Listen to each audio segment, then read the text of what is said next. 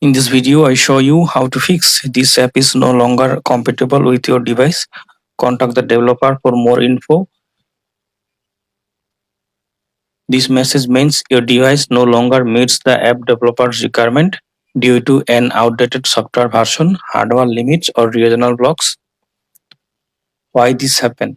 Old software. If you are using old operating system, this app is not supported. New hardware. The app needs hardware parts your phone does not have. For fixing this problem, go to your device settings, then search for software update or system update.